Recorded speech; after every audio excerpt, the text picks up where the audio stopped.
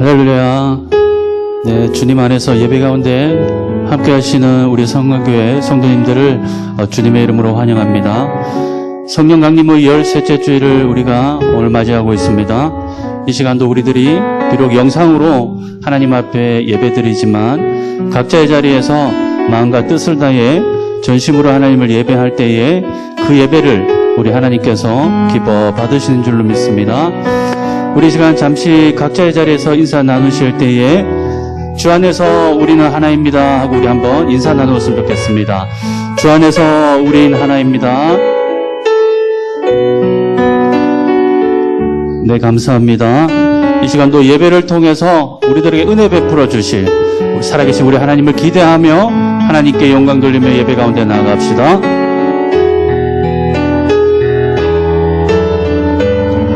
너의 하나님 여호와가 너의 하나님 여호와가 너희 가운데 계시니 그 구원을 베푸실 전능자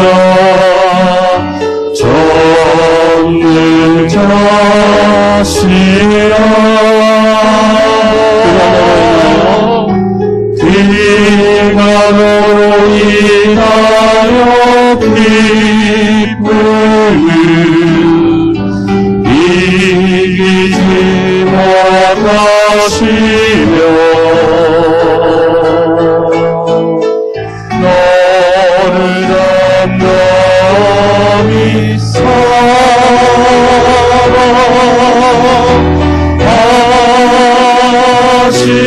사랑하시며 즐거이 부르며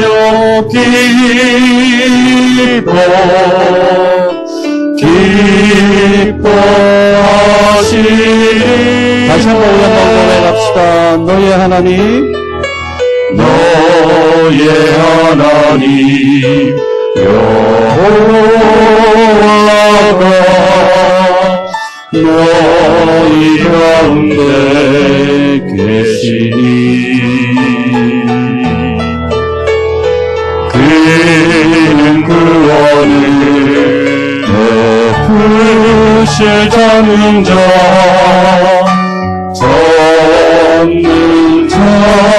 전능자시라 우리가 너로 인하여 기쁨을 이기지 못하시며 너를 담담히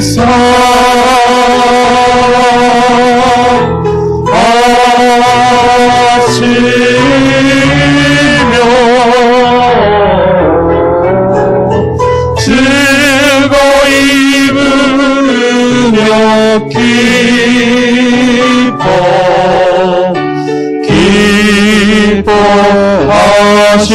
기뻐하시리라. 아멘. 우리의 모든 삶의 능력이 되시는 우리 주님을 이 시간 힘차게 각자의 자리에서 박수치며 하나님께 올려드립시다.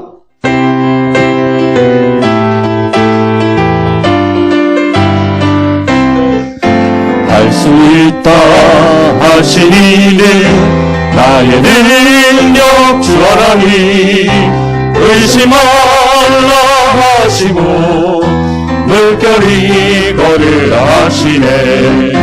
할 수 있다 하신 주 할 수 있다 하신 주 믿음만이 능력이라시네. 믿음만이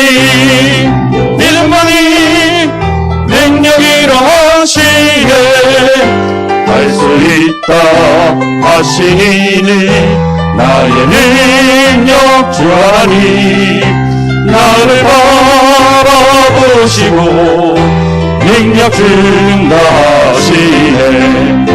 할 수 있다 하신 주, 할 수 있다 하신 주, 상만히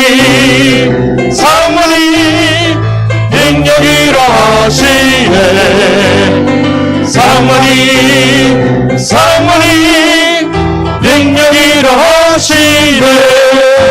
할 수 있다 하시니 나의 능력 주 하나님, 그저 말라 하시고 술자리를 지라 하시네.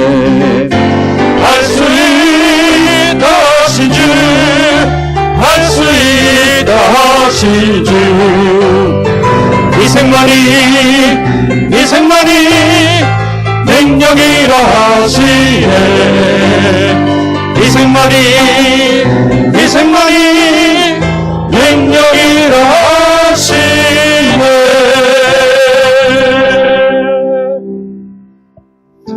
할렐루야. 우리 이 시간 우리의 왕 되신 하나님께 찬양과 영광을 함께 올려드리기 원합니다. 각자의 자리에서 다 함께 일어나셔서 성삼위 하나님을 찬양하며 예배 가운데 나아갑시다. 예수 우리 왕이여, 이곳에 오소서. 보좌로 주여 임하사 찬양을 받아주소서. 주님을 찬양하오니,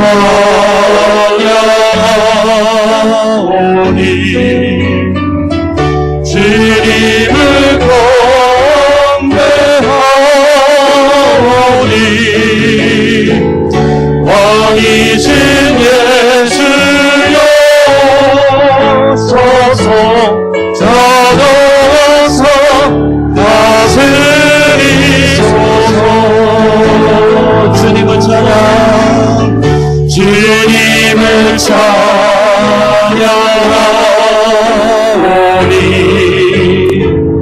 주님을 경배하오니, 왕이신 예수여 오셔서 찾아와서 다스리. 우리 각자의 자리에서 손을 들어 하나님께 영광 올려드립시다. 주님을 찬양하오니, 주님을 경배하오니,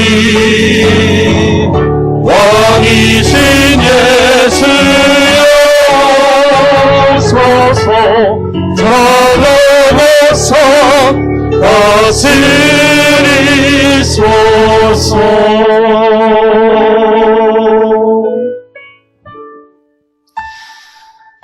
사랑이 충만하신 살아계신 하나님, 은혜의 보좌 앞으로 저희들을 불러주시니 참으로 감사합니다. 이 시간 예배 가운데 영광 받아주실 우리 주님을 바라보게 하시며 예배를 통해서 부어주실 그 크신 은혜와 사랑을 기대하며 예배하는 저희들 모두가 될 수 있도록 인도하여 주시옵소서.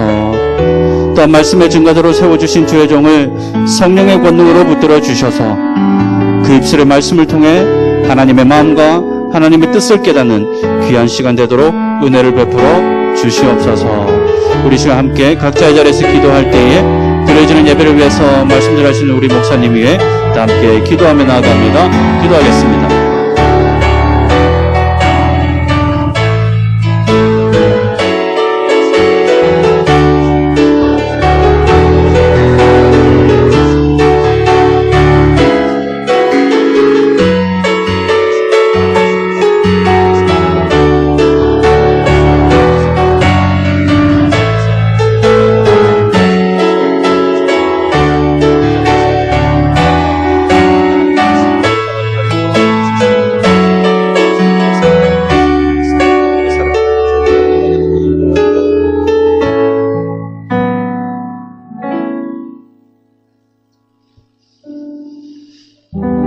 이 시간 지난 한 주간의 삶을 뒤돌아보며 살아계신 하나님 앞에 범죄한 모든 부끄러움들과 악한 죄악들을 다 함께 고백합시다. 마음과 입술로 지은 죄악들, 행동으로 지은 죄악들, 하나님 말씀 앞에 불순종한 모든 죄악들, 주님 용서하여 주시옵소서. 다 함께 고백의 기도를 우리 하나님께 올려드리겠습니다.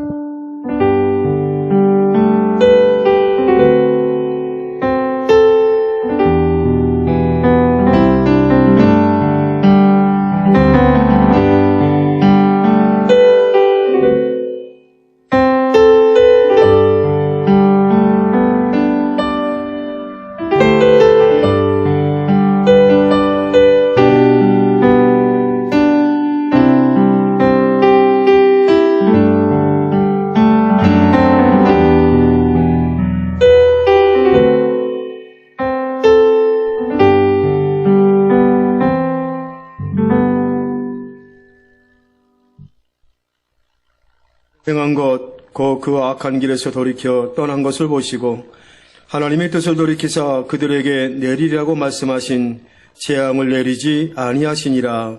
아멘. 사도신경으로 우리의 신앙 고백합니다. 나는 전능하신 아버지 하나님, 천지의 창조주를 믿습니다. 나는 그의 유일하신 아들, 우리 주 예수 그리스도를 믿습니다.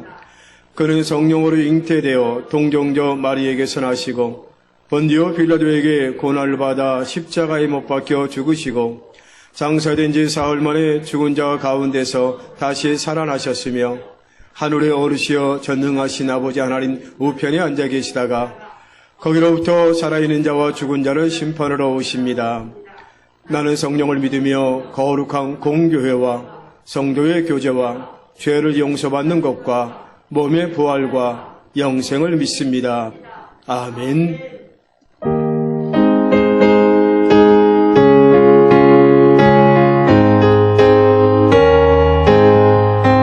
하나님이 내게 있으면 그 입 떨어지고 내 구주 되시는 종을 늘 찬송하겠네. 내 은혜로신 하나님 날 도와주시고 크신 영광 널리 펴알게 하소서. 내 주의 귀한 이름이 날 위로하시고 이 귀의 음악 같으니 잠이라게 도다. 내 죄의 권세 깨뜨려 비결 아프시고 이치왕 마음을 비로소 고통케 하셨네.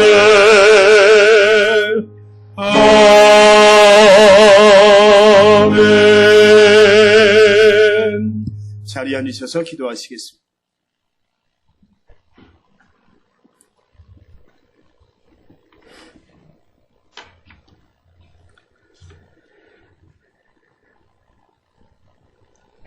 언제나 변함없이 사랑을 베푸신 하나님, 세상의 빛 되신 주님을 찬양합니다. 지난 한 주간도 저희들을 지켜주시고 은혜와 사랑 안에 거하게 하시며 거룩한 주일을 허락하여 주셔서 교회와 가정과 각 예배의 처소로 불러주셔서 예배드리게 하여 주시니 감사와 찬양을 올려드립니다. 주님, 이 시간 성령 충만한 은혜를 내려주시고 예배의 자리에 임재하여 주셔서 저희들 십자가의 보혈로 예배 드릴 때에 갈급한 심령들을 평안과 안식을 얻게 하시고 상한 마음과 고통이 회복되며 신령한 교제를 통하여 주님을 만나는 귀한 예배가 될 수 있도록 은혜를 더하여 주시옵소서. 사랑이 넘치는 주님, 지난 한 주간을 돌이켜볼 때에 주님을 의지하지 못하고 맡겨진 사명을 잘 감당하지 못한 죄와 허물을 이 시간 고백합니다. 우리의 연약함을 잘 아시는 주님께서 우리의 부족함으로 지은 많은 죄들을 용서하여 주시고 주님의 자녀로서 올바른 삶을 살아가도록 세임과 능력을 부어 주시옵소서. 세상 가운데 살아갈 때에 주님을 증거하며 그리스도의 향기를 전하며 살아가는 저희들 될 수 있도록 은혜를 베풀어 주시옵소서. 은혜를 베푸시는 주님, 코로나 장기화로 인하여 온 세상이 어려움에 있습니다. 경제는 물론이고 사람들의 마음도 척박해져가는 이때에 성령 하나님께서 모든 이에게 위로와 평화를 허락하여 주시고 이 환난을 이겨나갈 수 있는 지혜와 용기를 부어 주시옵소서. 특별히 말씀과 기도를 통하여 하나님의 뜻이 무엇인가를 올바르게 알아가며 살아가는 저희 삶이 될 수 있도록 은혜를 더하여 주시옵소서. 소망의 주님, 이 나라와 이 민족을 끝까지 기억하여 주셔서 주님 앞에서 성결한 나라와 민족이 되게 인도하여 주시옵소서. 주님의 뜻을 온전히 회복하여 모든 백성이 주님을 경외하며 살아가게 하시고 주님이 세우신 교회가 세상 풍파에 흔들리지 않게 하여 주시옵소서. 지금까지 경험해보지 못한 코로나로 인해 많은 교회들이 힘들어하고 있습니다. 하나님 아버지, 이 땅 위에 빛을 잃어가는 교회가 없게 하시고 신령한 하나님의 은혜로 늘 충만한 교회가 되게 하여 주시옵소서. 기르는 영혼들에게 등불이 되게 하여 주시고 상처받은 영혼들에게 진정한 위로와 소망을 줄 수 있는 교회가 될 수 있도록 은혜를 더하여 주시옵소서. 교회를 통하여 세상에서 볼 수 없는 인생의 참빛과 안식을 줄 수 있는 교회가 되게 하여 주시옵소서. 코로나19로 어렵고 힘든 시기에 성령의 위로가 넘치며 교회를 통하여 세상을 치유하고 회복시키는 사명을 온전히 감당하는 교회가 되게 주님 은혜를 더하여 주시옵소서. 주님, 모두가 어려운 환경 속에서도 주님만 바라보며 나아가게 인도하여 주시옵소서. 육신의 질병으로 고생하는 이들에게 치유의 강선을 비춰주시고 시험을 당한 이들에게는 믿음이 회복되게 하시고 물질의 어려움이 있는 이들에게 차고 넘치는 축복을 주시옵소서. 저희들의 삶이 간증이 되게 하시고 하나님께서 맡겨주시는 일들을 온전히 감당하며 충성된 자로 살아가는 저희들의 삶이 되게 은혜를 더하여 주시옵소서. 이 시간 말씀 전하시는 김남희 목사님, 성령의 권능과 능력을 허락하여 주시고 영육간에 강건케 하여 주셔서 온전히 몸된 교회와 성도들을 이끄시기에 조금도 부족함이 없게 은혜를 베풀어 주시옵소서. 주님, 이 시간 말씀 듣습니다. 말씀 들을 때에 저희들의 눈과 귀를 열어주셔서 귀한 믿음의 씨앗이 심겨지는 복된 시간 되게 하여 주시옵소서. 그리하여 세상 가운데 살아갈 때에 주님의 사랑을 증거하며 살아가게 하시고 이 땅에 하나님의 나라가 이루어지는 곳에 온전히 쓰임받는 저희들의 삶이 될 수 있도록 저희들을 인도하여 주시옵소서. 이 모든 말씀 우리를 사랑하시는 예수 그리스도의 이름으로 기도드립니다. 아멘.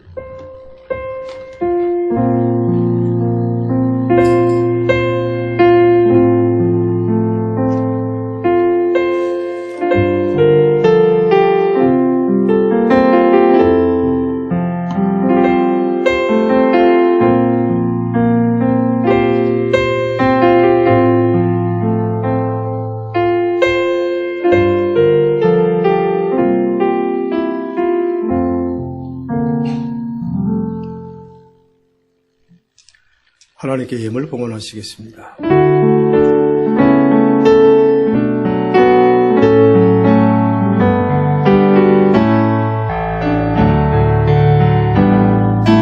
내게 있는 향유와 주께 가져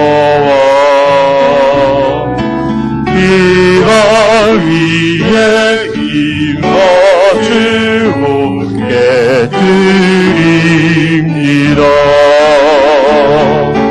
나를 위해 험한 산길 오르신 그가 어른 나라 이신 사랑 새겨놓았네. 내게 있는 향유로 주께 가져와 그발 위에 입 맞추고 깨뜨립니다. 주님 다시 이 땅 위에 임하실 그때 주의 크신 사랑으로 날 받아주소서.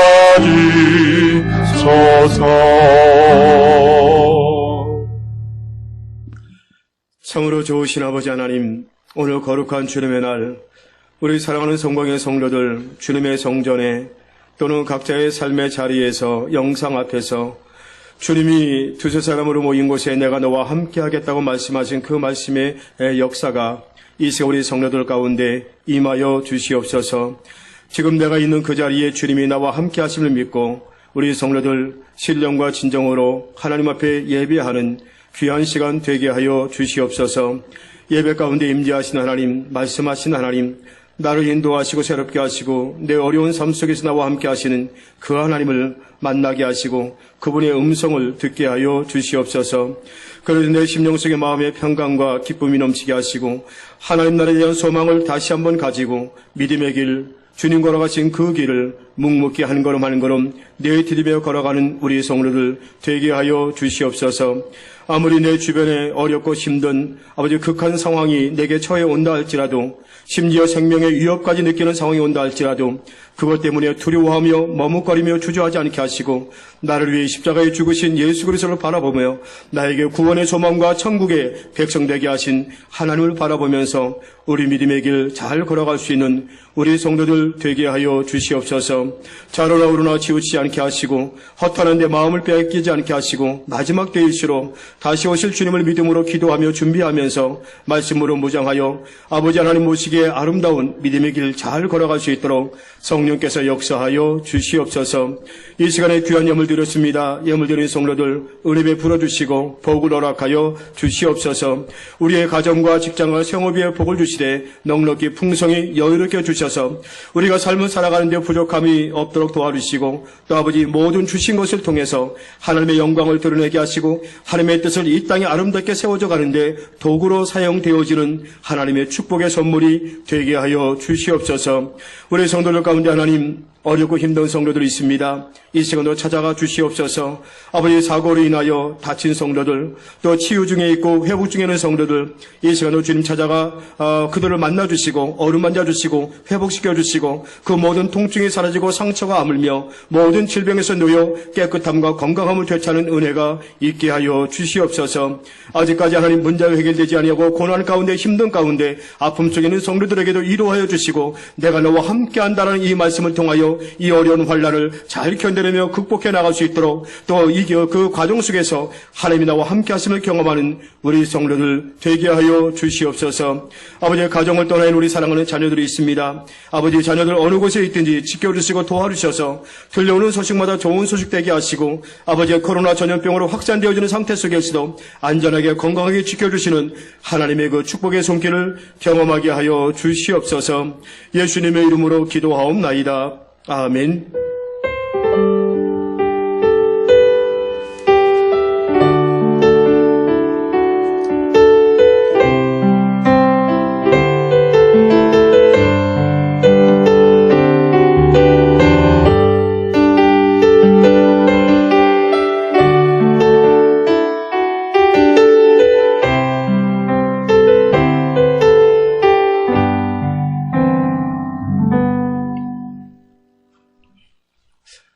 코로나 19 또 2주간 또 연장이 되었네요.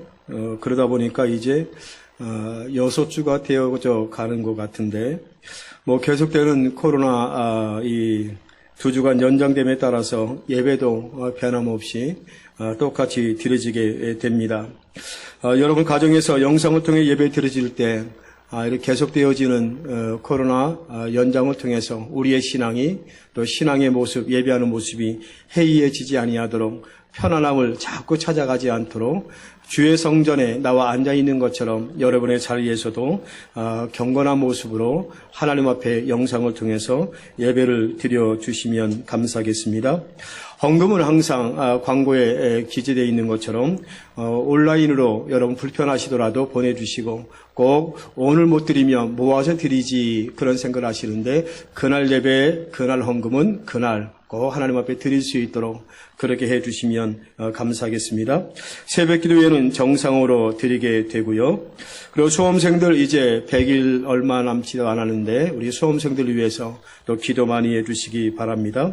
중보기도학교 이제 이번 주 수요일이 마지막 강의가 되겠습니다. 그리고 9월 6일부터 11월 30일 3개월 동안 이제 중보기도회 우리가 들어가려고 하는데, 여러분 주보에 또 토요일 날 아마 여러분 그 핸드폰에다가 사진을 보내드렸을 것입니다.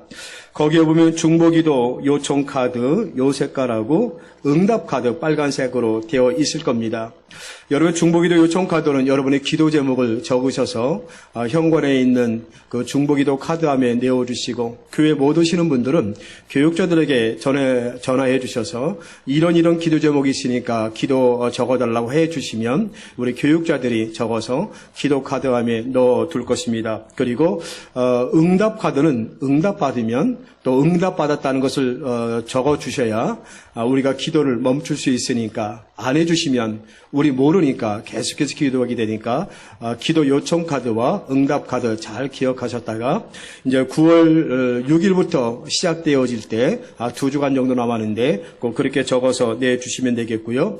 그다음에 기도의 헌신자들, 중보기도 헌신자들 아마 이 표도 여러분에게 보내드렸을 텐데, 거기 보면 1시간 하고 또 텀을 두고 그 다음 이렇게 해서 한 주간에 한 48명 정도 이렇게 헌신하실 분만 있으면 되겠습니다. 2명도 같이 안 됩니다. 혼자만 해야 되니까.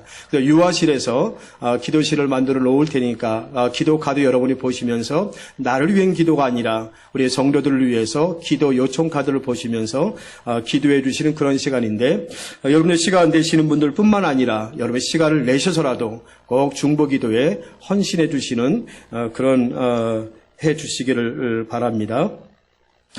그리고 우리 박현숙 권사님이 어저께 안과 갔다 오시다가 비 오는 날 넘어지셔가지고 오른쪽 팔을 좀 다치셨습니다. 그래도 다행히도 큰 사고는 나지 않았고 약간 삐끗해지고 약간 골절이 되는 상황이 있었는데, 또 의사가 불행 중 다행이라고 하시면서 어젯밤에도 잘 주무셨다고 그러시더라고요. 우리 박현숙 권사님 위해서 기도해 주시고, 또 희재도 그동안 결핵약을 계속 먹었는데 이제 의사가 먹지 않아도 되겠다고, 그래서 결핵약도 끊고 혼자서 이제 머리도 감고 운동도 하고 좀 조금씩 이제 회복되어져 가고 있습니다.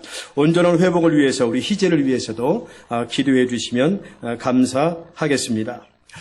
오늘 예배를 통해서 우리에게 주시는 하나님의 말씀입니다. 디모데후서 3장 16절 17절 말씀과 히브리서 4장 12절 말씀입니다. 이 계시의 말씀을 읽을 때에 살아계신 하나님의 음성을 들을 수 있기를 바랍니다. 먼저 디모데후서 3장 16절 17절 말씀입니다. 모든 성경은 하나님의 감동으로 된 것으로 교훈과 책망과 바르게 함과 의로 교육하기에 유익하니, 이는 하나님의 사람으로 온전하게 하며 모든 선한 일을 행할 능력을 갖추게 하려 함이라. 아멘. 히브리서 4장 12절 말씀입니다. 히브리서 4장 12절 말씀 제가 읽습니다. 하나님의 말씀은 살아있고 활력이 있어 좌우의 날선 어떤 검보다도 예리하여 혼과 영과 및 관절과 골수를 찔러 쪼개기까지 하며 또 마음의 생각과 뜻을 판단하나니. 아멘. 우리 이제 우리 김용 집사님 나오셔서 찬양해 주시겠습니다.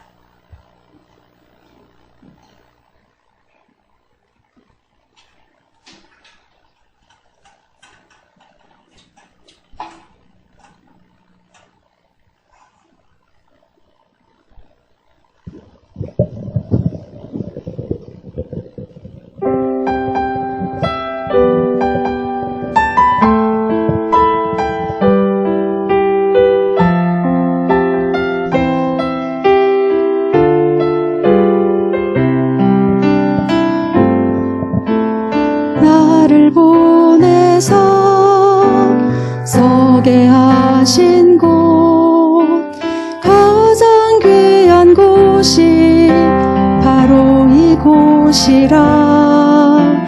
내게 주신 곳 광야와 같아도 믿음과 소망 가지고 최선을 다하리.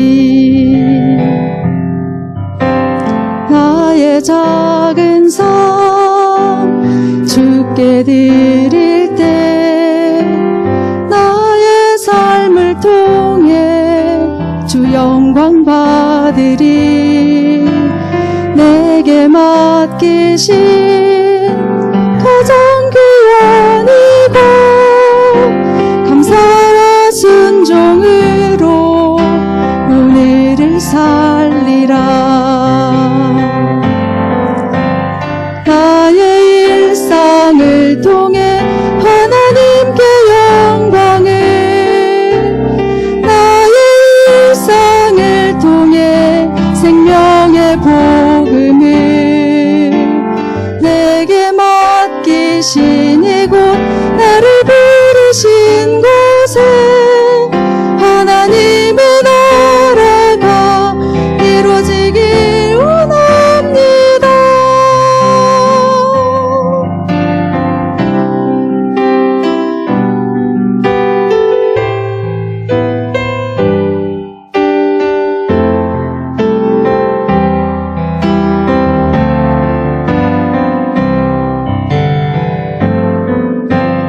나의 작은 삶 주께 드릴 때 나의 삶을 통해 주 영광 받으리.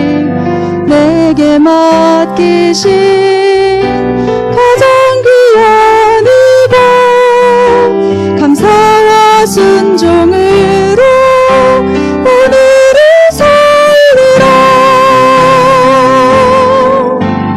나의 일상을 통해 하나님께 영광을, 나의 일상을 통해 생명의 복음을,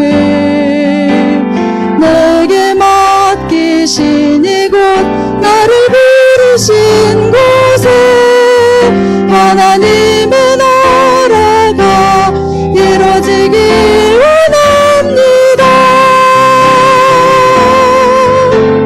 나의 일상을 통해 하나님께 영광을, 나의 일상을 통해 생명의 복음을, 내게 맡기신 이곳 나를 부르신 곳에 하나님의 나라가 이루어지길 원합니다. 나의 일상을 통해 주의 나라 이루소서.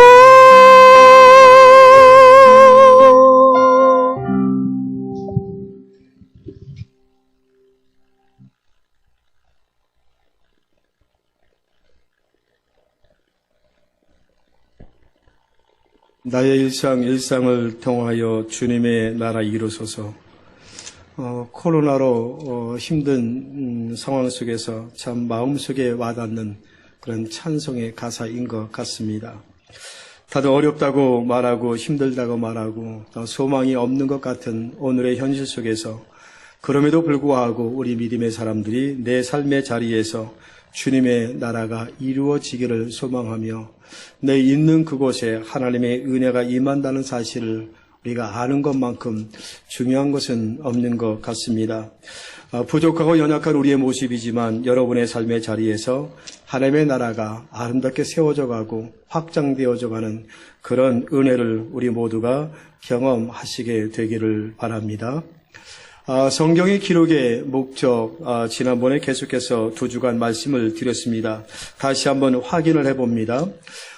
사도 요한은 여기에 대해서 하나님의 아들이신 예수를 믿고 생명을 얻게 하고 영생을 얻게 하려고 성경을 기록했다라고 사도 요한은 우리에게 말해줍니다.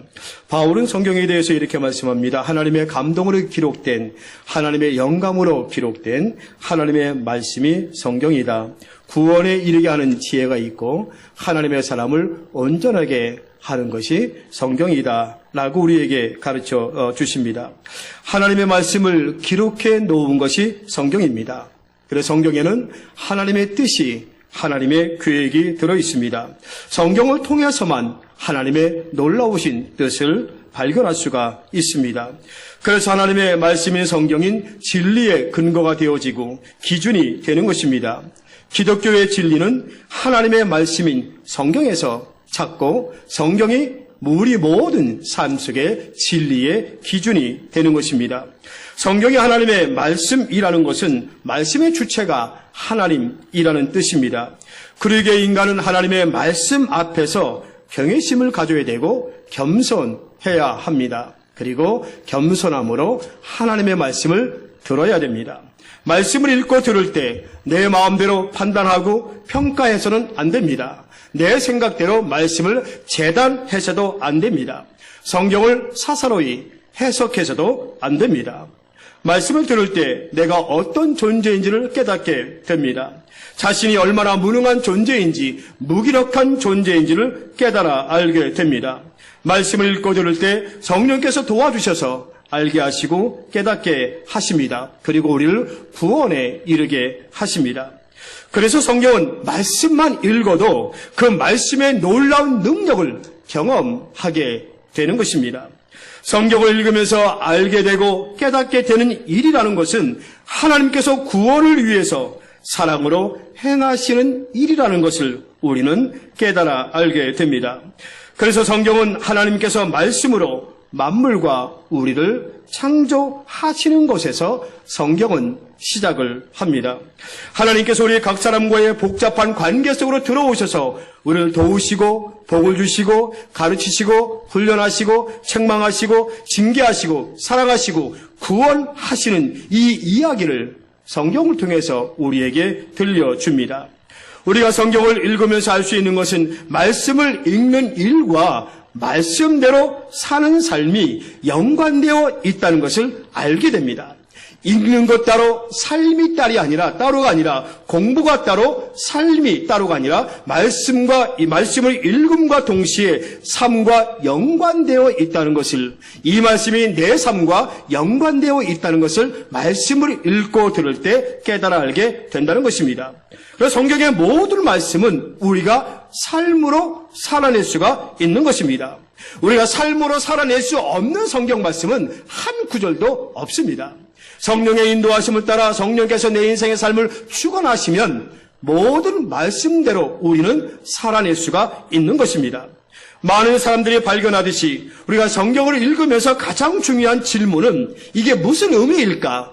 라는 그러한 질문이 아니라 어떻게 하면 이 말씀대로 살 수 있을까라는 것입니다. 그래서 우리는 성경을 읽을 때에 비인격적으로 읽지 아니하고 인격적으로 읽는 것입니다. 성경을 읽는 것은 하나님의 음성을 듣고 순종을 위한 것이지 어떤 종교적인 지식과 자료를 수집해서 내가 어떤 무엇인가 되고자 하는 것이 아니라는 것입니다.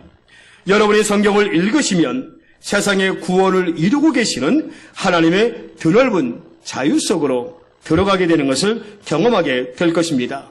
그리고 거기에서 만나게 될 하나님의 그 말씀들이 여러분의 마음을 비수처럼 찔러서 여러분에게 아름다움과 희망에 대한 눈을 뜨게 하실 것입니다. 그리고 그 말씀이 여러분의 참된 삶과 연결해 줄 것입니다. 오늘은 이제 성경에 대한 마지막 시간으로 어떤 성경의 형성 과정이라고 할까요? 그 형성 과정에 대해서 잠깐 생각해 보려고 합니다. 성경이라고 하는 이 말은 책들이라는 말을 의미하는 비블리아라는 단어에서 유래가 되었습니다. 책들, 복수형입니다. 우리가 가지고 있는 성경 안에는 몇 권의 책이 있습니까? 66권의 책이 있습니다. 구약이 39권, 신약이 27권입니다. 그래서 66권입니다. 그런데 왜 우리가 이 책을 복수로 책들이라고 부르지 아니하고 단수로 부를까요? 성경이라고 왜 단수로 부를까? 수많은 사람들이 1000몇백 년에 걸쳐서 약 40명의 저자가 66권의 책을 기록했습니다. 수많은 사람들의 저자가 있지만 이 책을 지은 원 저자는 한 분이기 때문에 우리가 책들이라고 이야기하지 않고 책 성경이라고 단수로 표현하는 것입니다. 원 저자는 성령 하나님이시기 때문에 그렇습니다.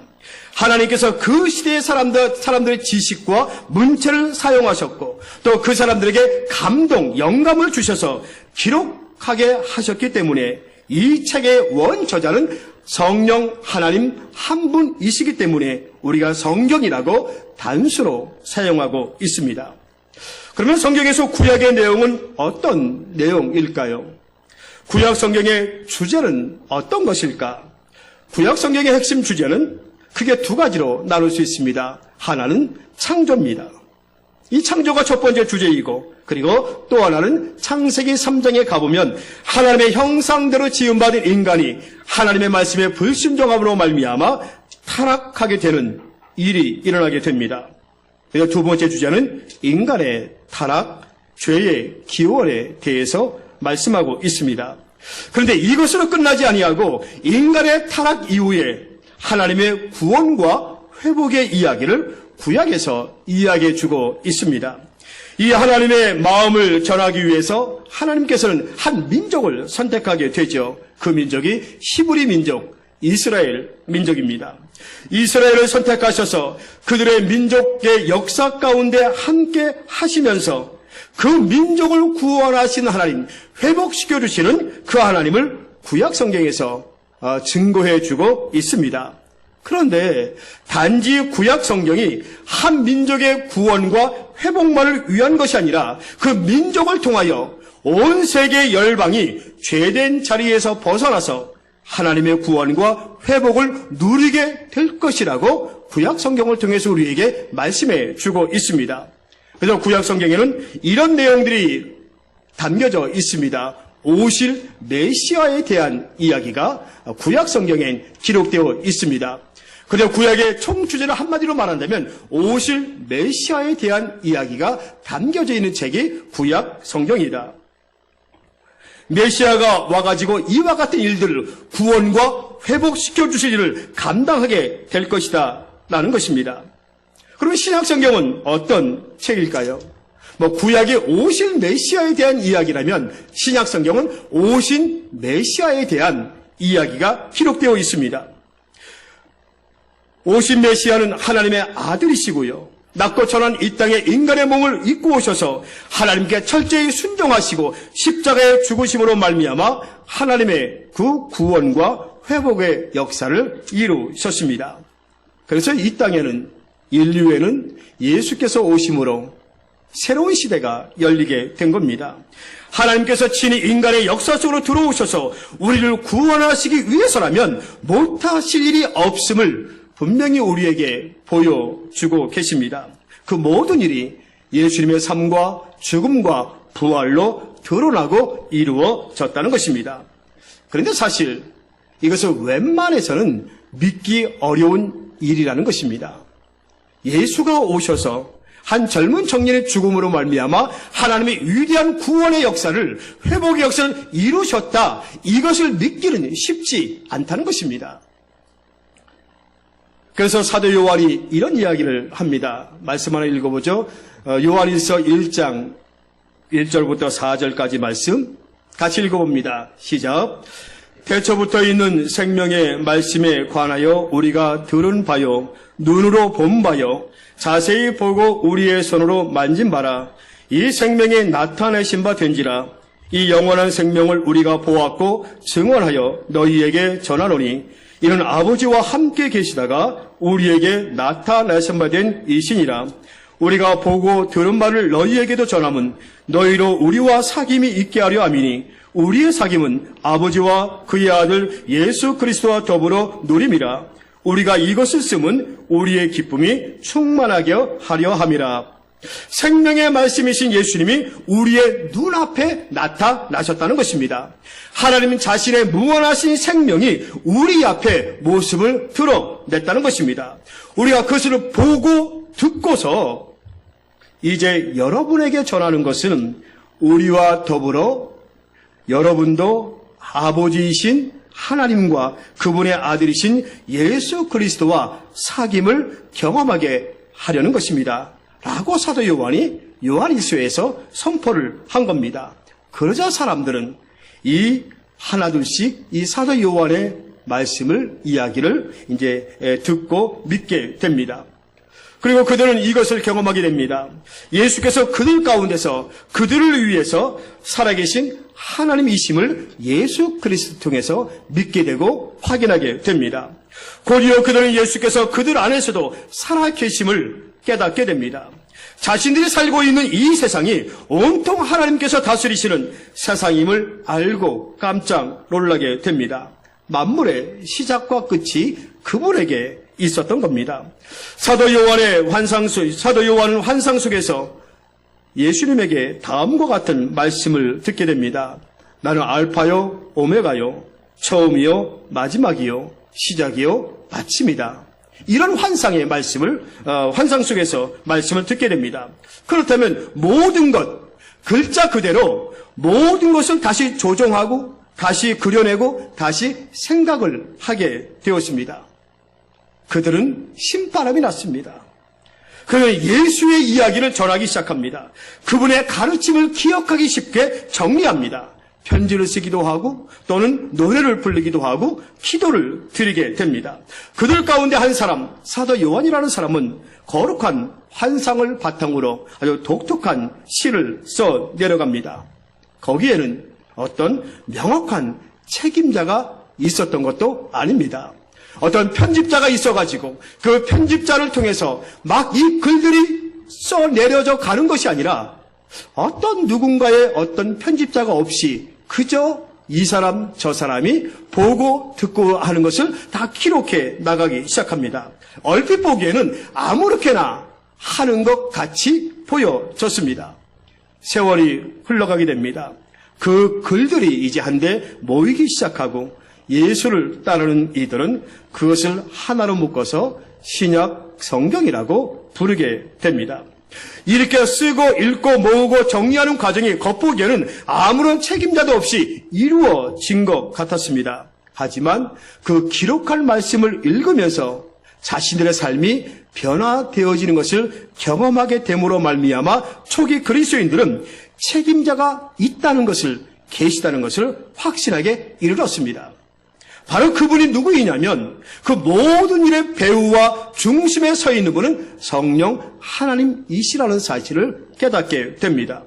그들은 그 기록된 것을 하나님의 말씀이라고 부르며 거기에 자신의 전 인생을 말씀에 걸기 시작합니다. 그 글에 자신의 인생을 다스릴 권위를 그들은 받아들인 것입니다. 이렇게 해서 신약성경 27권이 탄생을 하게 됩니다. 그런데 27권 외에도 그때 당시에 수많은 사람들이 예수님에 대해서 글을 남겼고 기록해 놓았습니다. 누가복음이나 사도행전을 읽어보면 데오빌로에게 누가가 편지를 하면서 그리스도께서 행하신 일에 대해서 붓을 든 사람이 많았다라고 했습니다. 예수님이 행하신 그 일에 대해서 붓을 든 글을 쓴 사람들이 많았다. 이렇게 기록하고 있습니다. 그 수많은 글들 중에서 신약성경 27권을 하나님께서 우리에게 주신 말씀으로 정경화 작업이 이루어지게 된 것입니다.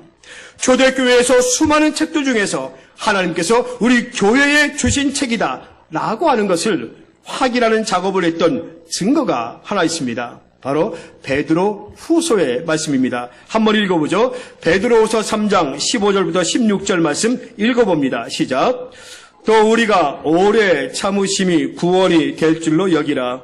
우리가 사랑하는 형제 바울도 그 받은 지혜대로 너희에게 이같이 썼고 또 그 모든 편지에도 이런 일에 관하여 말하였으되 그 중에 알기 어려운 것이 더러 있으니 무식한 자들과 굳세지 못한 자들이 다른 성경과 같이 그것도 억지로 풀다가 스스로 멸망에 이르느니라. 베드로가 편지하면서 뭐라고 이야기하냐면 사도 바울의 편지, 그 편지를 다른 성경과 같은 범주 안에 집어 넣었다는 것입니다. 여기서 다른 성경이라는 것은 구약 성경과 동일한 권위를 가진 말씀이라는 것입니다. 그러니까 바울 서신도 바울이 쓴 편지도 구약 성경처럼 권위가 있는 하나님의 말씀이라고 증거했다는 것입니다.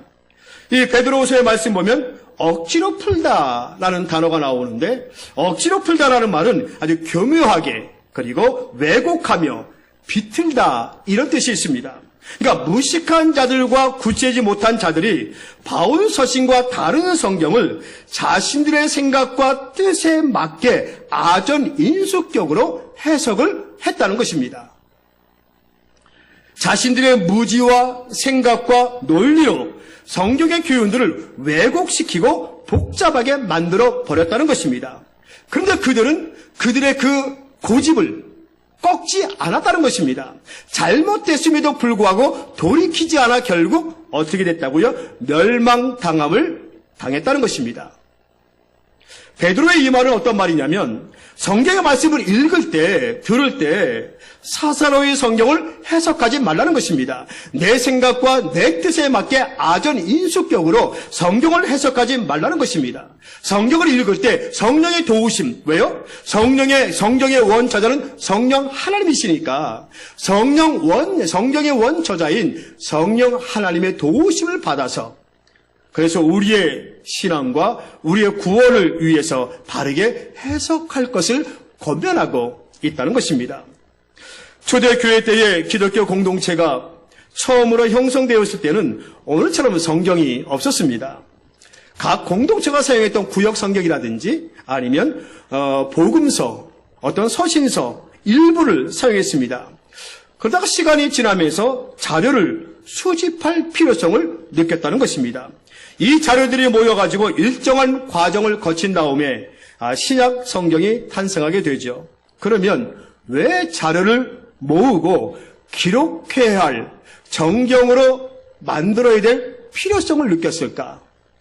그대로 갈 수 있는데 왜 자료를 모으고 왜 기록한 말씀을 모여가지고 신약 성경 27경 정경화 작업을 할 필요가 왜 있었는가? 그 이유에 대해서 이렇게 이야기합니다. 첫째는 예수님의 재림이 지연되고 있었다. 그 또 하나는 예수님에 대한 첫 증인들이 점점 이제 죽어가고 있었다. 예수님의 제자들, 그 제자들 점점 사라지고 있다는 겁니다. 그 재림이 지연되고 있습니다. 곧 오시겠다고 하는 주님이 안 오시는 겁니다. 그 재림이 지연되고 있고 또 하나는 이단이 계속해서 출현하기 시작합니다. 성경을 잘못 해석하고 해서 이단들이 막 생겨납니다. 그리고 선교로 인해 가지고 교회가 확장됨으로 인하여 문서의 중요성이 대두가 됩니다. 이런 동기로 이제 자료를 모으기 시작한 거죠. 특별히 이단 출현으로 인하여 초대교회가 위기감을 느끼게 된 겁니다. 그래서 정경화 작업이 이제 필요성을 느끼게 되고 아주 빨리, 아주 시급하게 작업을 시작한 거죠. 언젠가 말씀드렸지만 마르시온이라는 사람은 성경에서 하나님은 어떤 하나님이냐? 사랑의 하나님이다. 그래서 심판과 진노와 분노의 하나님이라는 것은 성경에서 다 빼버리기 시작합니다. 구약에서 빼버리고 신약에서도 진노, 화내시고 분노하시는, 책망하시는 그런 하나님은 다 빼버립니다. 사랑의 하나님만 진정한 하나님이다. 이런 이단이 생겨나기 시작했습니다. 그래서 부랴부랴 이제 정경화 작업이 이루어지게 된 겁니다. 우리는 성경이 66권입니다. 여러분 카톨릭은 성경이 몇 권인 줄 아십니까? 73권입니다. 우리는 구약이 39권인데 카톨릭은 구약이 46권입니다. 신약은 똑같이 27권입니다. 16세기에 종교개혁이 일어나게 됩니다. 종교개혁의 기치는 뭐냐면 성경으로 돌아가자 이겁니다. 그러니까 종교개혁 이전에는 성경보다 더 중요한 게 뭐냐면 교회의 전통이었습니다. 아무리 성경 말씀이 이렇다 해도 교회의 전통이 이렇다면 성경 말씀보다 전통이 앞섰습니다. 종교개혁이 일어나면서 성경으로 돌아가자. 전통보다 중요한 것이 하나님의 말씀 성경이다. 이런 이제 운동이 일어나게 됩니다. 전통보다 중요한 것이 하나님의 말씀 성경이다. 그러자 카톨릭은 위협을 느끼게 되고 카톨릭 존재 자체가 흔들리게 됩니다. 이런 종교개혁에 대한 반작용으로 1546년에 카톨릭에서 종교회의를 하게 됩니다. 그 회의를 트렌트 종교회의라고 이렇게 이름하는데 이 회의에서 구약이 39권에다가 외경이라고 하는 7권을 정경으로 포함을 시킵니다. 그래서 46권의 구약 성경이 카톨릭은 지금도 가지고 있습니다. 나머지 7권을 외경이라고 이야기합니다. 구약을 46권으로 그들은 인정을 하게 되죠. 우리 개신교에서는 66권입니다. 구약이 39권, 신약이 27권. 그럼 외경, 7권이라는 외경은 그러면 어떻게 해야 되나? 우리 개신교에서는 하나님의 영감으로 되어지지 않았기 때문에 외경을 정경으로 포함시키지 않았습니다. 혹시 여러분 공동번역 그 성경을 갖고 계시나요? 거기에 보시면 외경이라는 것이 기록되어 있습니다. 그래서 마틴 루터는 이렇게 얘기합니다. 그럼 이 외경을 우리는 어떻게 봐야 되는가? 거기에 대해서 어떤 성경의 권위를 가진 그런 경전으로 보지 말고 신앙 서적 정도로 읽으면 괜찮다라고 이야기합니다. 신앙 서적 정도요. 어떤 성경의 정경이 아니라 권위를 가진 하나님의 말씀이 아니라 신앙 서적 정도로 외경을 읽으면 된다라고 이야기합니다. 그럼 문제는 뭘까요? 오늘날 성경과 다른 입장을 가진 이단들이 많다는 겁니다. 성경과 다른 입장. 그 이단들이 많이 있다는 겁니다. 몰몬교 아시죠? 마리성도 예수 그리스도 교라는 그런 몰몬교. 이 몰몬교는 몰몬경을 가지고 있습니다. 물론 이 몰몬교도 신구약 성경을 가지고 있습니다. 가지고 있지만 이 신구약 성경을 절대적인 하나님의 말씀 권위를 인정하지 않습니다. 그들은 몰몬경이 정경이고 권위 있는 성경책이라고 그렇게 그들은 주장합니다. 성경을 읽고 가지고 있지만 이 성경을 권위 있는 책이라고 믿지는 않죠. 몰몬경에는 그런 이야기에 그렇게 주장할 만한 것이 있습니다. 이 창조에 대한 어떤 특별한 계시가 있다. 이렇게 몰몬경은 써내려가고 있습니다. 그래서 특별 계시가 담겨져 있는 이 몰몬경이 우리의 정경이다. 그리고 성경은 권위가 없는 그러한 성경이다. 이렇게 주장을 한 겁니다. 그들은 예수 그리스도의 대속적 그 구원 부인합니다. 예수 그리스도가 우리의 구원자다. 예수가 우리를 십자가에 죽으셨다. 이것을 몰몬교는 부인을 합니다. 그리고 인간의 타락에 대해서 이렇게 말합니다. 하나님이 인간을 축복하기 위해서 아담과 하와로 하여금 선악과를 따먹게 했다. 이렇게 몰몬교는 주장을 합니다. 여러분, 선악과를 하나님이 따먹으라고 했나요? 따먹지 말라고 했나요? 따먹지 말라고 했죠? 동산에 있는 모든 나무의 열매는 먹되 중앙에 있는 선악과 열매는 따먹지 말라. 따먹으면 어떻게 된다? 정령 죽으리라. 근데 누가 따먹으라고 했습니까? 사탄이 따먹으라고 했잖아요. 결국 인간의 죄의 타락은 하나님의 말씀에 불순종함으로 들어오게 된 겁니다. 하나님의 말씀을 듣지 않아서. 근데 몰몬교에서는 하나님께서 축복하기 위해서 이 선악과를 따먹게 했다는 겁니다. 하나님께서. 그러면은 그 죄를 책임을 누가 져야 됩니까? 아담과 하와가 아니라 하나님이 범인 아닌가요? 하나님이 따먹게 했으니까 나는 안 따먹으려고 그랬는데 하나님 따먹고 해서 따먹었다라는 겁니다. 그러나 하나님이 이제 범인이 되는 겁니다. 이것이 몰몬교에서 주장하는 교리입니다. 결국 몰몬교는 이단이 돼버리고 우리 통합 측에서는 사이비로 이렇게 인정을 해버립니다. 지금 여러분 우리 주변에 보면 몰몬교 있습니다. 홍제천에 종종 걸어가다 보면 그 지명교회 앞에 그 다리에 몰몬교 걔네들이 항상 나와서 여호와 증인도 함께 이렇게 책자 갖다 놓고 또 포교하러 돌아다니는 그들은 아직까지 존재하고 있죠. 그럼 우리 주위에 이런 이단들이 얼마나 많을까, 우리나라에? 여러분 얼마나 알고 계십니까? 이단들이.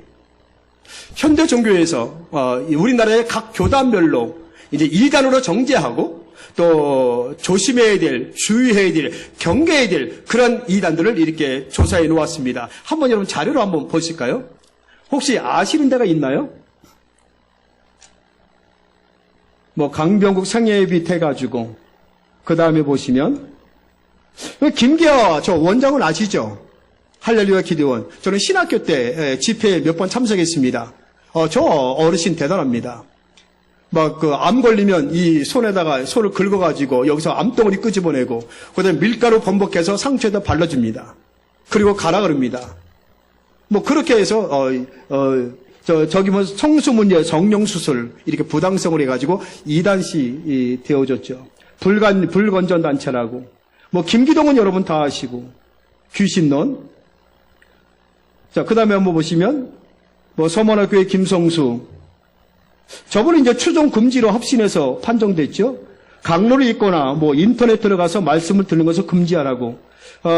저분은 이제 자살했죠? 그 우울증과 공황장애로 자살한 분이고. 그 다음에 또 보면, 뭐, 구원파 여러분 알고 계시고, 뭐, 일일이 다 이거 말할 수 없고, 여러분에게 저 자료를 아마 그 핸드폰에 한번 보내드리고, 그 게시판에다가 이렇게 붙여 놓도록 하겠습니다. 한번 읽어보시고, 혹시 여러분 가운데 저 이단에 관계된 분 계시나요? 계시면 빨리 자수의 강명 찾으십시오. 왜 한국교단이 저분들을 이단으로 정죄하고, 듣지 말고, 가지 말고, 뭐 이렇게 이야기한 게 뭘까요? 우리 그렇게 생각할 수 있죠. 뭐 그럴 수도 있지 뭐. 그게 뭐 큰 잘못이냐? 이렇게 말할 수 있지 않나요? 근데 저분들은 이제 저렇게 이단으로 사이비로 정죄하고 뭐 더 인터넷이나 그분의 어떤 책이나 강론이나 듣지 말게 한 이유는 다 이유가 있는 것 아니겠습니까? 영혼이 피폐해지고 올바로 예수를 믿지 못하게 만드는 일이 일어나기 때문에 그렇습니다. 그리고 이단의 특징이 뭔지 아십니까? 저런 데 빠지면 자기 교회 목회자 설교와 다 틀린 겁니다. 교리에 맞지 않는 겁니다. 아까 제가 그 말씀드려서 몰몬교 이야기했죠? 인간의 타락 문제. 우리는 뭐라고 설교합니까? 목회자 정상적인 사람은 인간의 타락은 하나님의 말씀에 불순종함으로. 근데 이단은 뭐라고 가르쳐요? 하나님이 시켜서 했다라고 이야기합니다. 그럼 우리 목회자가 저나 강목사나 박도는 다 틀린 것이 됩니다. 봐라, 목사님 설교 틀렸다. 저게 아니다. 이것이다라고 이렇게 가르치게 돼서 결국 교인들로 하여금 목회자들은 불신을 가지게 만들고 교회를 깨트리게 되고 분열하게 만드는 일이 일어나게 되는 겁니다. 여러분, 그렇다면 한국교회 기성적인 교단은 다 잘못된 겁니다. 목사들은. 자기네만 옳은 겁니다. 진리입니다. 이것이 이단의 가장 큰 무서운 겁니다. 사단의 역사인 거죠. 여러분, 저런 데 관여가 되어 있다면, 여러분 주변에 그런 사람이 있다면 기도해 주십시오. 저런 데 빠져나올 수 있도록, 예수를 바르게 믿고 진리 가운데 설 수 있도록. 우리 주변에 이런 이단들이 성경 아닌 다른 것을 믿고 성경 안에서 유사하게 성경을 아전인수격 자기 사설로 해석해가지고 이것이 진리다라고 말하는 그런 이단들이 우리에게 많이 있는데, 중요한 것은 뭔지 아십니까? 교인들이 믿는다는 겁니다. 목사의 말을 듣지 않고 그 사람의 말을 믿는다는 거예요. 제가 늘 여러분에게 말씀드리죠. 기도할 때도 우리 교인들이 진리 가운데 바로 설 수 있도록, 영적인 분별력을 가지도록, 진리와 거짓과 참과 거짓, 이것이 무엇인지 분별하지 못하면 우리는 이 악한 시대 마지막 때에 잘못된 이단 사상에 빠져서 내 영혼이 피폐해지고 결국 멸망당한다. 베드로가 말한 것처럼 무식하고 굳세지 못한 자들처럼 자기가 고집을 가지고 있으면 멸망당하게 된다는 것을 우리는 명심해야 된다는 것입니다. 그러면 성경이 우리 손, 지금 여러분이 지금 들고 계시는데, 이 성경이 우리 손에 들려지기까지 어떤 과정을 거쳤을까요? 뭐 이것을 여러분이 한번 들어보셔야 될 것 같습니다. 예수님이 살아계실 때는 암송을 했습니다. 내가 보고 들었으니까.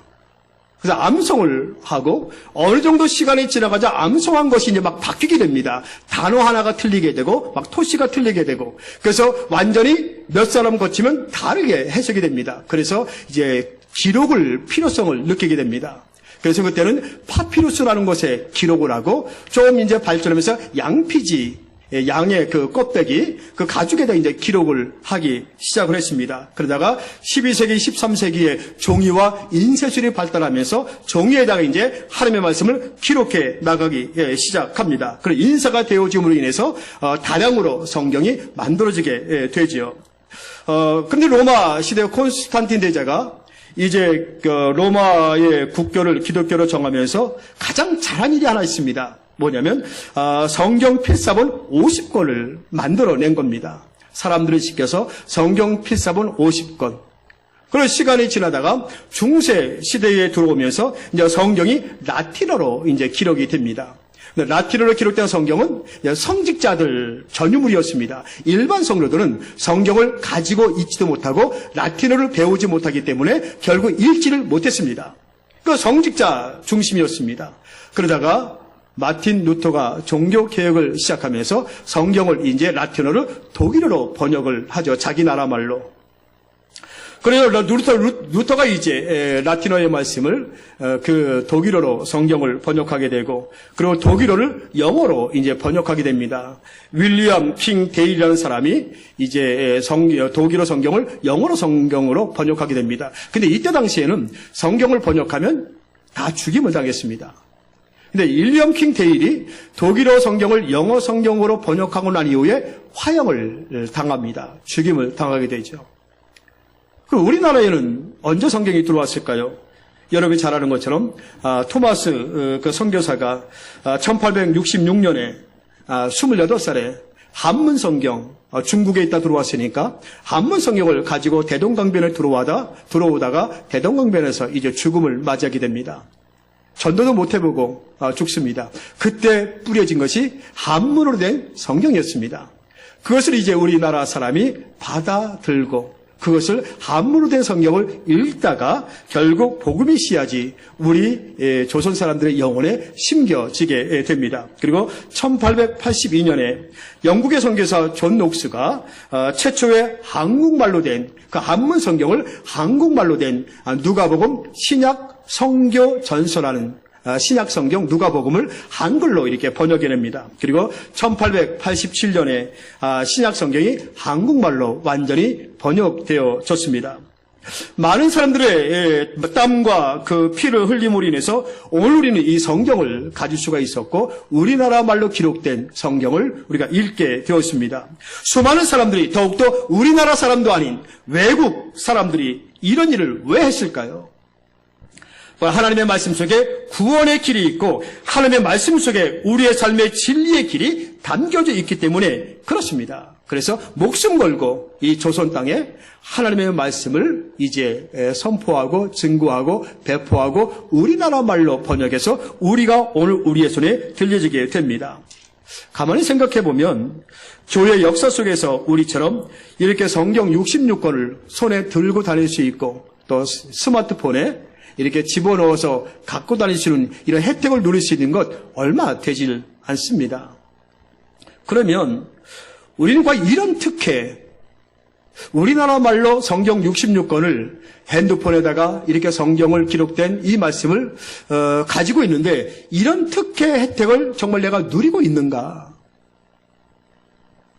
정말 이 말씀 안에 하나님의 구원이 있고 우리 인생에 참된 진리가 담겨지는 이 책, 생명 걸고 목숨을 놓으면서까지 말씀을 번역하며 우리에게까지 전달된 이 성경의 혜택을, 특혜를 누리고 있느냐 하는 겁니다. 시편 119편 105절 말씀 잘 알잖아요. 주의 말씀은 내 발의 등이요 내 길의 빛이니이다. 다 같이 한번 외워볼까요? 시작. 주의 말씀은 내 발의 등이요 내 길의 빛이니이다. 이 말씀 믿으십니까? 주의 말씀이 정말 내 발의 등이고 빛이냐고요. 이것을 믿는다면 하나님의 말씀을 안 읽을래 아닐 수가 없지 않겠습니까? 내 인생이 어두운데 갑갑한데 답답한데 길이 없는데 어떻게 이 하나님의 말씀을 읽지 않겠어요? 이 말씀을 내가 믿는다면 주의 말씀은 내 발의 등이요 내 길의 빛이다. 내가 걸어가는 걸 활짝 비춰주고 열어주고 그 길을 잘 걸어갈 수 있도록 만들어주는 것이 성경책이라는 것입니다. 하나님의 말씀이라는 거죠. 우리의 삶의 자리에서 언제나 내가 하나님의 말씀을 읽고 묵상할 수 있다는 이것만큼 감격스럽고 복된 일은 없는 것입니다. 닉 부이치치라는 청년을 아실 겁니다. 한번 사진을 한번 보시면 저렇게 이제 다리도 없고 팔도 없죠. 머리하고 몸뚱아리만 있는 청년입니다. 저렇게 태어났습니다. 얼마나 절망적이시겠습니까? 소망이 있겠습니까? 아마 살아있다는 것이 죽는 것보다 더 고통스러운 순간들 아니었을까요? 근데 그런 저에게 어느 날 하나님의 말씀이 들려옵니다. 어떤 말씀이 들려왔냐면 예레미야 29장 말씀입니다. 같이 한번 우리도 읽어보죠. 예레미야 29장 11절부터 14절 말씀. 자, 읽어봅니다. 시작. 여호와의 말씀이니라. 너희를 향한 나의 생각을 내가 하나니 평안이요 재앙이 아니니라. 너희에게 미래와 희망을 주는 것이니라. 너희가 내게 부르짖으며 내게 와서 기도하면 내가 너희들의 기도를 들을 것이요 너희가 온 마음으로 나를 구하면 나를 찾을 것이요 나를 만나리라. 이것은 여호와의 말씀이니라. 이 하나님의 말씀이 자신의 인생을 재앙이라고 생각하며 자신의 삶을 포기한 그 닉 부이치치의 인생을 완전히 송두리째 바꾸어 놓았다는 것입니다. 이 말씀에 힘을 얻어가지고 그는 절망 중에 소망을 가지게 되고 이제 내 인생이 이런 몸이 재앙이 아니라 희망이고 평안함이 내 인생 가운데 약속되어졌다. 이런 확신을 가지고 이 말씀을 붙잡게 되죠. 그리고 일어서게 됩니다.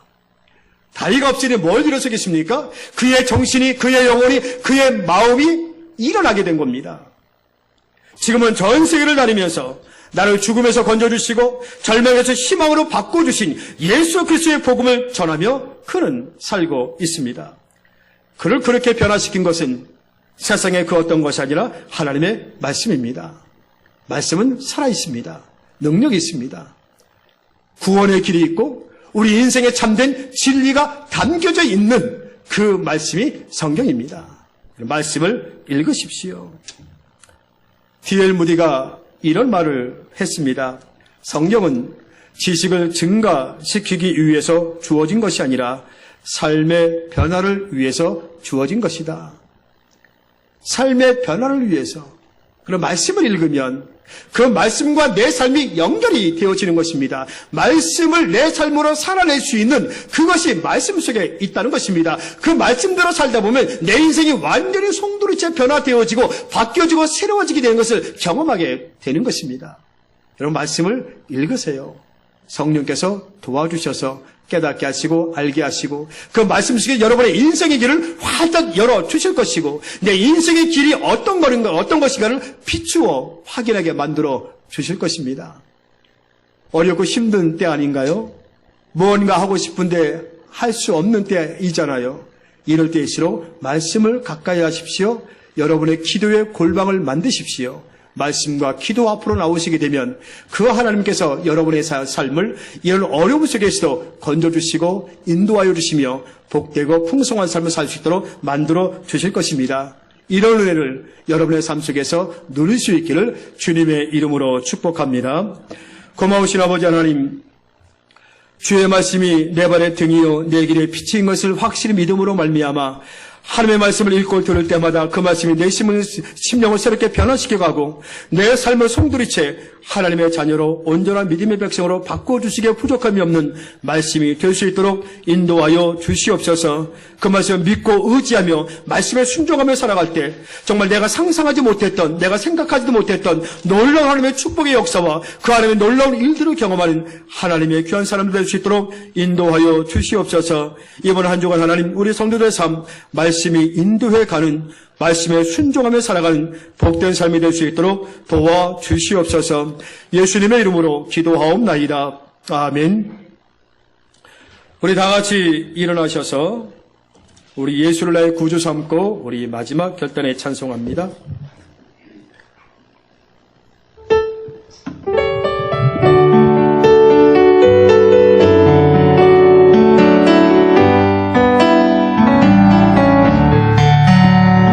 예수를 나의 구주 삼고 성령과 피로써 거듭나니 이 세상에서 내 영혼이 하늘의 영광 누리도다. 이것이 나의 간증이요 이것이 나의 찬송일세. 나 사는 동안 끊임없이 구주를 찬송하리로다. 주 안에 기쁨 누림으로 마음의 풍랑이 잔잔하니 세상과 하나님 간 곳 없고 구속하시는 보이도다. 이것이 나의 간증이요 이것이 나의 찬송일세. 나 사는 동안 끊임없이 그들을 찬송하리로다.